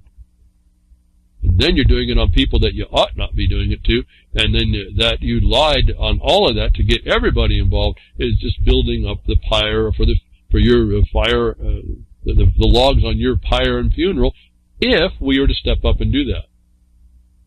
Again, companies that keep bringing it along, governments that keep using private company things is just to impose upon you is a fascism. It's a simple definition. I don't know why it gets all convoluted. I think it gets convoluted so that people don't understand how simple this is to see, because as soon as you see it, it exposes all the public-private partnerships, including the Bar Association that has taken over the agencies and the departments of most of your government. That's a public-private partnership. Only that one's even more secretly than this. But anyway, government will do all kinds of stuff. Take these police, the military will take all kinds of tools and weapons. We heard that on the other article. $200K on facial recognition and 0 arrests. UK police slammed for wasting public money. Well, finally, what have I said about this very same thing? Why aren't we stepping up and saying you can't do it this way? This is not something you have the right to do. All the companies are coming up with facial recognition. Notwithstanding, we know they can be up to 95% in error. I think this article points all this stuff out. So people are saying this is wasting of money. What have I talked about before? Is the misappropriation of public funds to do these things. Now you tie that to this pretense and the non-essentialness of it, and now you start building yourself a case, a solid argument, more than, no, we just shouldn't be surveilled. You start to actually put together how to dismantle this thing that's grown up around us. And despite all this biometrics, we find and I'll just jump here and then I'll be jumping back out of here. But we find, despite all this facial recognition and this biometrics, if you have it on your phone, we have a report, the cops can't use this. As determined by one federal district court judge in the United States of America, cops can't force people to unlock their phones with biometrics.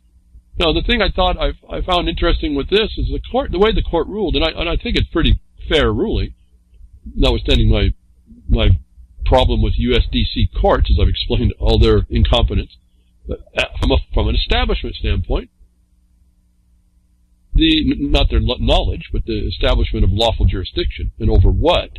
The discussion here by the judge was kind of interesting. If a person cannot be compelled to provide a passcode because it is testimonial communication. Here's a legal term, right? Testimonial communication. So they have defined it within this, that your biometrics is within this definition. She says, this Judge Candace Westmore says, a person cannot be compelled to provide one's finger, thumb, iris, face, or other biometric feature to unlock that same device. And then my question on all this, and I won't talk about this much more, was how is it not a facial proof that your face or any biometric is self-incrimination? Where did it come that your face and your fingerprint couldn't be other than a self-incrimination if it went to do anything? That this was ever even a question. How is your face not a self-incrimination?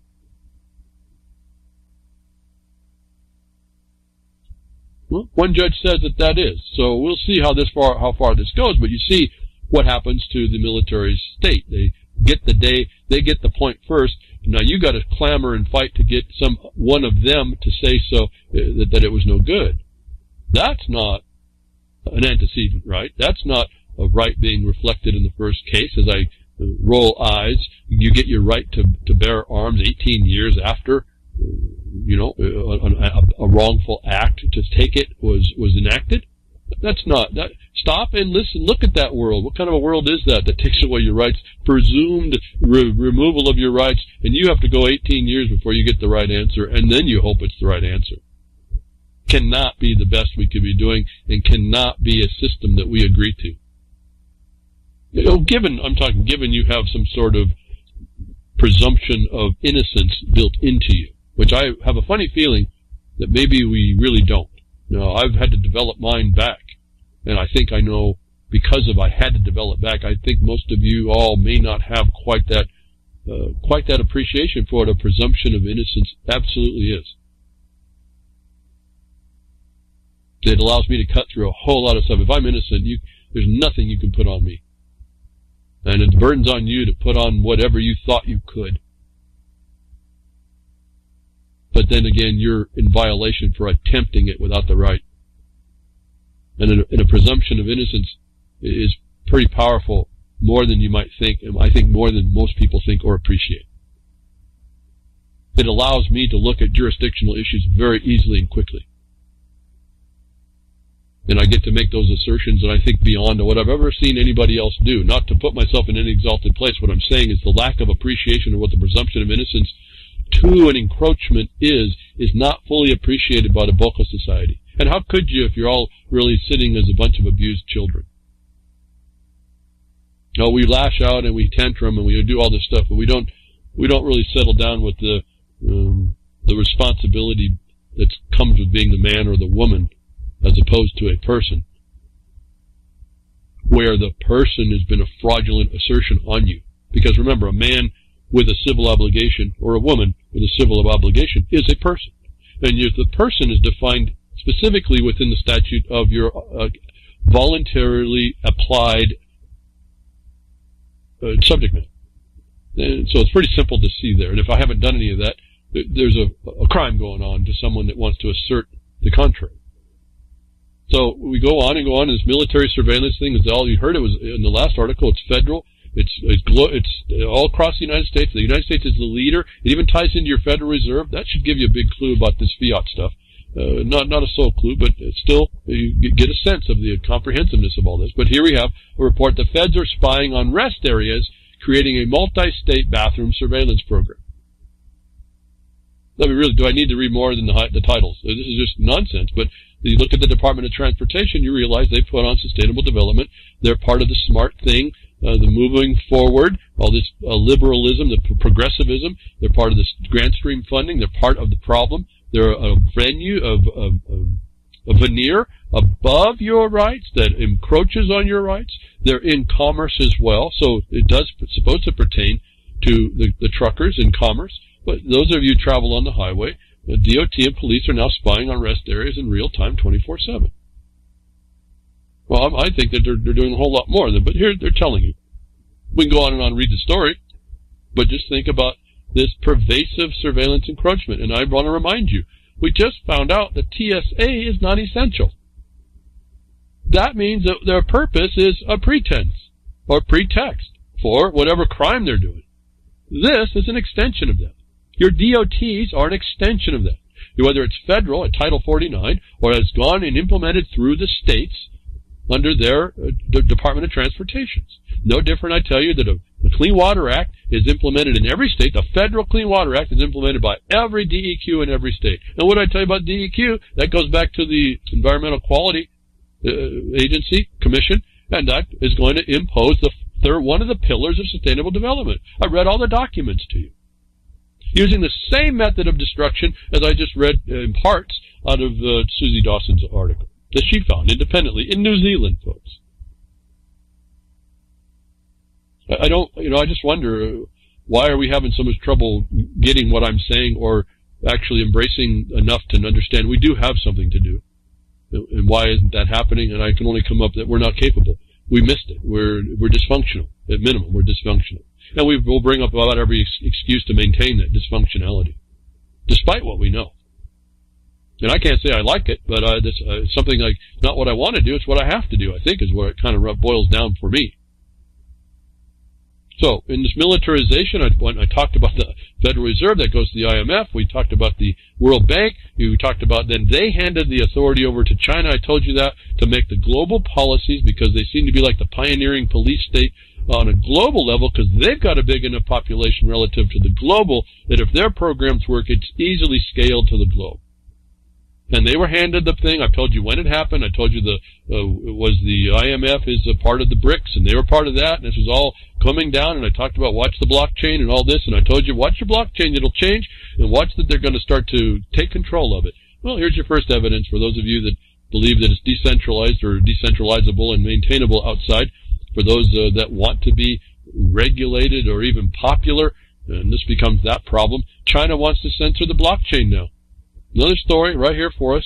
After Chinese citizens bypass censorship by storing documents on Ethereum's blockchain, China's government has passed regulations that require the blockchain to be censorable.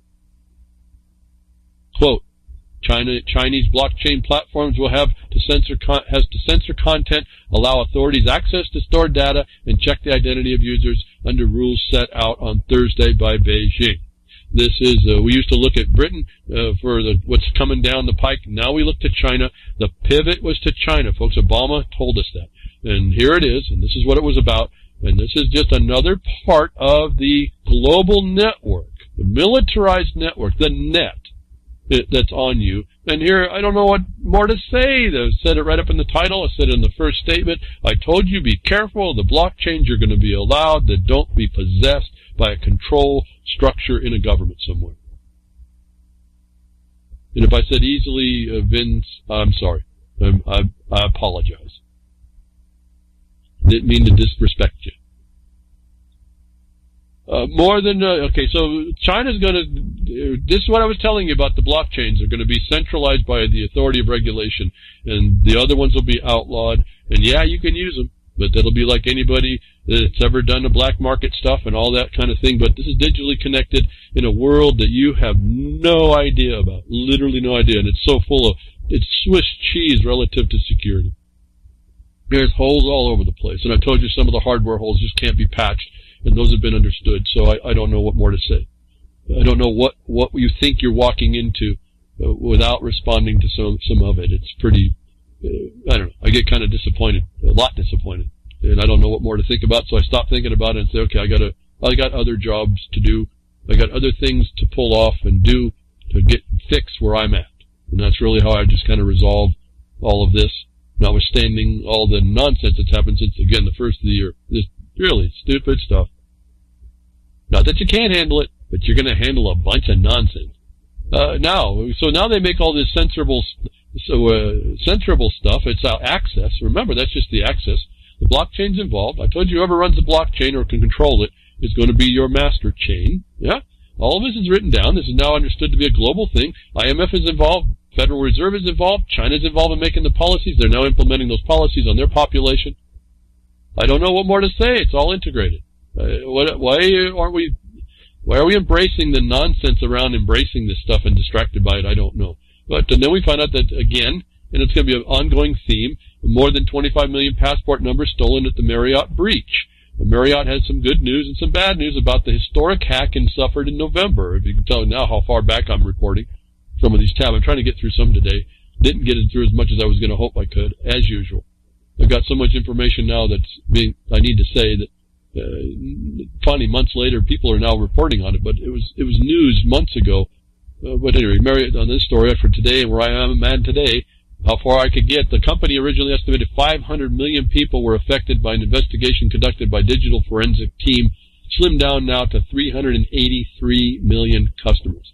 Hackers stole a lot of data, including names, phone numbers, email addresses, and credit card numbers.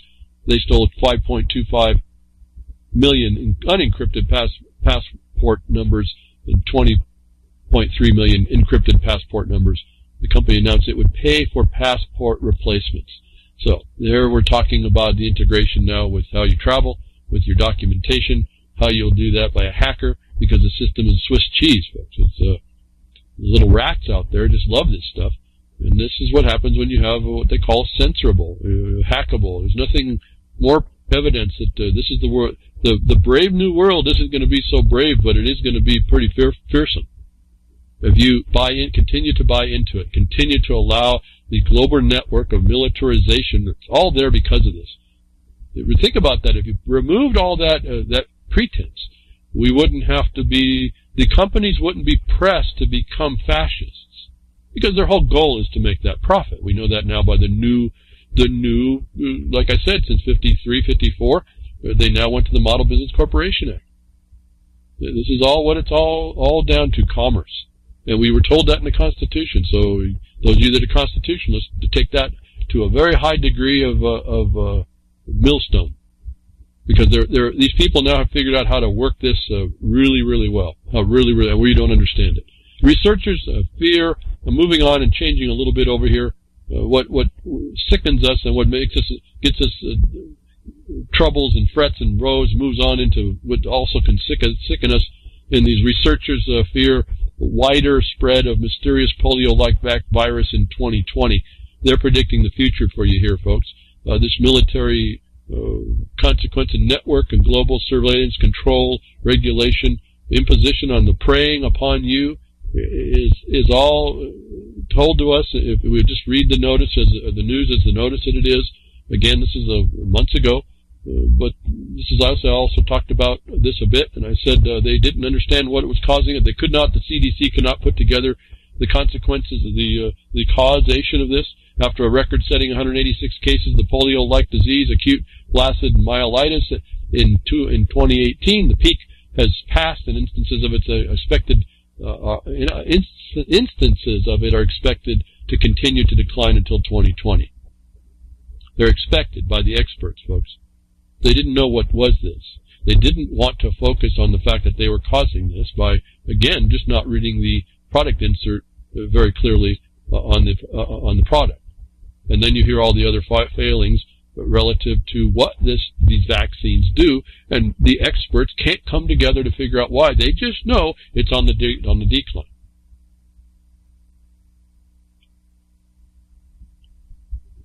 I'm pausing here to, I wonder how it goes in through your mind. I talked about the Federal Reserve. Do you think that doesn't touch Treasury? I didn't say the Treasury because it doesn't exist. Treasury exists. There's no the on this thing. Do you think that doesn't touch Treasury? Does these pharmaceutical vaccine harm courts touch the Treasury? No, I said the Treasury then. That's the budget. Treasury runs the commerce of the world. Federal Reserve is looking at that. Do you think anything that touches that account is within the control and the constraint of the government to do something about?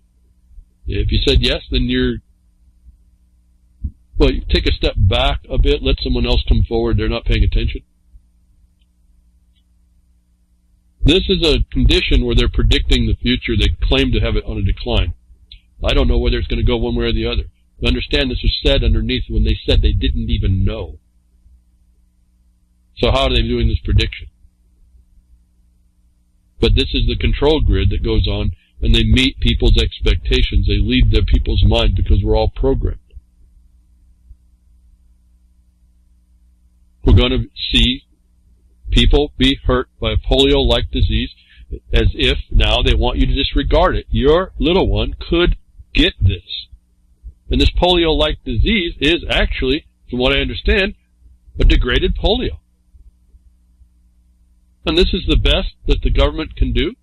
Well, when you understand that the preying that they're doing upon you at the government level on the Suzie Dawson article extends over to this, that's what this government is doing. You say, well, how can people do that? Well, I don't know, go read Title 50, folks. You tell me why. All the exceptions are there for them to do this. Why are the exceptions there? You answer that for me first. I don't have an answer to insanity. I said, don't argue with insanity. You better find out where the thing came off the rail and show how to fix it, and that exposes the one who's insane. That's the only thing I can do. And how I do that in the property land laws to go right to the objective basis, and we stay right there. And I've told you up last week or the week before, you better make even a narrow line on that narrow path, because what's coming on is just too bizarre. And so on one hand, you have the authorized vaccines giving polio-like viruses, which they don't want to admit. They don't even understand. They claim they don't understand it. And I told you months ago there was enough evidence to say that. What do you mean they can't come up with some plausible cause to look at? But the evidence is there. They're just not wanting to look at it. But people will believe them. And we get this report now. And this was kind of an interesting thing that happened relative to the accident that was happened by Prince Philip, who's 97 years old. Right after the accident, and this little theory to me, that's a fun theory. Who knows? Might be the truth. And there is some truth to the underlying concept a bit, although that hasn't been proven out. That when he got affected in 97, he had an accident in his Land Rover. What people were responding to was that the baby blood he gets as a transfusion it must have been strong, that he could be 97 and vitalizing him so to the point that he's 97, driving around until he does have an accident. It was interesting in that same day or week, or days, or within that days, this story came up about transfusing people with young blood. And it says a strange new startup harvests young blood to sell to the rich at $8,000 a liter. Now, there's been lots of ideas about this, and there's lots of Luciferian and satanic ideas about this happening. There is some reports that this actually does, well, we heard some reports of stem cells that actually revitalize your own body from people. The problem is, it is from different other people. Transfusions are not a simple business. And in fact, the people that are in it already will tell you that. These people that do transfusions, it's not so simple. And yet somebody who, if you read the story, doesn't really have any medical training at all, is offering, as a company now, Florida-based company is attempting to combat the aging process by harvesting the blood of young people and transfusing it into patients 30 years old and above in a dubious new fad sweeping the United States. Well, it may not be so dubious, and there's a bunch of reasons why you don't do this. The reason why it is happening is, as I said, I mentioned, we can go on to the next step in dimension down and into where this, why would we live in a military world, in a world of war, unless that's the mentality and the spirit in the world, and that's the spirit we're talking about that starts to bring this on and promotes it. And there may be some efficacy to some of this, but when you look at the story, this is like vampirism being translated over as well. And this is, they want to talk about some people can pay for this, and it's going to be the haves and the have-nots if you want to buy into this one as well. The problem I saw with this is that when you read this story, you only get the blood of the people that are a certain age, like 12 to 16 or something. I think, if given any truth to the observation that was made on Twitter about Prince Philip, he gets the real young ones. He gets the blood transfusion from the babies, which we've heard is going on in different circles. If you do some research, you'll find that goes on. I can't even think about it. Despicable, but that's out there. And we start finding out that there's lots and lots of children disappearing every year. And I know my studies, like I did in around 2000 on my child services problem and the disappearance of children under the term runaway. This fits into another probability, a possibility of what's going on. But now it's being openly sold blood. You get a big discount if you want to get 2 liters. And they're trying to tell you that if you take someone else's blood, younger blood, you'll have the ingredients to make you feel more youthful and maybe even not grow old, like someone suggested Prince Philip can do, because what else answers the fact that he's 97 and drives fast enough to cause an accident? I don't know. But anyway, I found it interesting, the coincidence of that thought and that story coming up to do something that, if you do the research behind the transfusion, is really not something that should be a fad. It's really not something you want to play around with. And I mean, you can go on more and more about what that might be doing and what they would be doing, and how that leads into other technologies and the getting you to do the transfusions, which will do other things in the future. But I won't, again, that's up to those of you that want to go there. I'm more interested in look at the future, look at what's coming down now, look where they want you to go. How does that tie into the structure, the global network of control, and how is that moving the societies into places that they'll be more susceptible to being preyed upon, I guess is the main thing I see. Because you won't stand up, you have your ideas and your fantasies about how things should be, and that's the extent of what goes on. Continuing on to then the failure of these things that happen. Big Pharma's worst nightmare. Survey finds most medical pot users quitting prescription drug use. So I'm just going to go through a bunch of things here. See, Pharma don't have it right, but that's what's given license to do the things it does, and that's actually leading you down the primrose path to hell, also, to Hades. It leads you down the primrose path to things you shouldn't be doing. And it preys upon your childlike nature, and you're getting old, and you'd like to keep that childlike nature, so you're going to go be vampires to other people younger than you. All right, so, but Big Pharma by this article is saying that the survey is proving that the Big Pharma's worst nightmare, that medical pot users are quitting for prescription drug use. Excuse me. What is my point to read that at all? Let me read another thing here. For those of you that are doing any commenting on your cannabis legalization or non-legalization, the descheduling of it, I found a whole bunch of interesting little sites that you may want to use. Here's the first survey that you can bring forward. It's not, forget the worst nightmare. It's that people are using pot on their own to avert using prescription drugs. That's an interesting point to address that you would have more proof now, not your opinion. I ran across this little site called CB Diva. Interesting Twitter site. I'll give you the link in the Blogcaster. You go through this website, there's all kinds of information of studies and facts and things that have gone on that you can collect for those of you that want to do it, that show how the scheduling of that, of a plant is completely misguided, unscientific, untested actually. The tests are wrong. You do all this, you can bring all this up. You can make addendums, I think, to your filings as well. This is new evidence. And in a court of law, you have new evidence can actually start a new trial. So you bring that in. And you put that on the record. You might want to check out CB Diva. I'm only interested to look at this in the way that it helps those of you to do what you may have intended in trying to stop, deschedulize this plant and then move it away and get it out of even legalization. Because once it's out, then you don't even have to legalize it. And now we got rid of the civil problem as well. Study shows weed may be better treated for ADHD than Adderall or Ritalin. I could read all these, but I'm running out of time. The World Health Organization, WHO, yeah, the WHO, not the rock group, but not the owl, but the World Health Organization that is so terrible, actually has a plan, a report that they have on page 18, has a whole list of effects they're finding on an international scale. For those of you addressing that international, the DEA or the FAA, no, that would be, who is that? FDA, excuse me, that little comment period, or other ones. These are a bunch of anything you want to do with the cannabis that says that the administrative impositions are improper, and I would say turn that back to a production right. First of its, okay, now I'm going to move on, and I don't have time for that. So I have a list of things in the Blogcaster that show not just your opinion and not just an idea. If those of you that want to get your property rights back, and this is what I look at, and your production rights, and stop proving out that the non-essential regulation of non-essential things and non-essential to the system can be dealt with, and give yourself the exercise and the proof to do so. The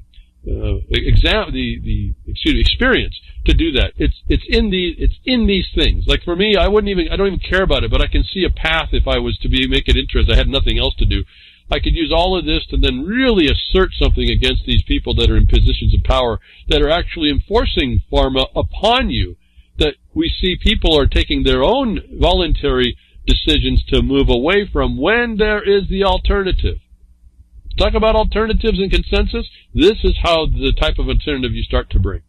So thank you for listening today. I hope something I said gives you an insight, ties together the world in a way that makes you see it more realistically, and then that gives you the foundation to proceed more properly and hopefully much more safely than what I've seen lots of people want to do in face of the psychopaths that you might be up against. Thank you, Grimner, for what you do at reallibertymedia.com and all the work you do for the website and keeping us going, and all those that share and like and forward and recast and reproduce the broadcast. Thank you very much for passing the word out. I do appreciate all that, and I'll be with you next week, tech diffs or nature willing.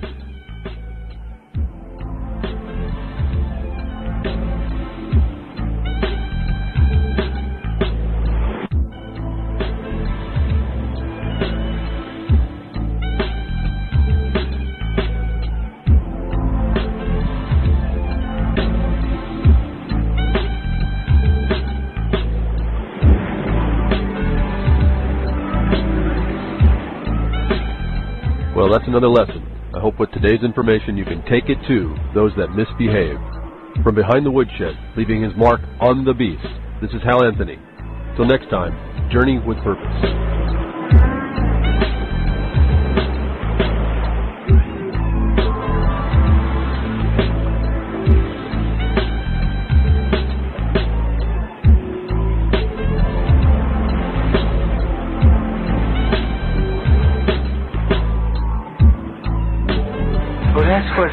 opening up a can of whoop-ass feels like. Son, you just opened a whole case of whoop-ass.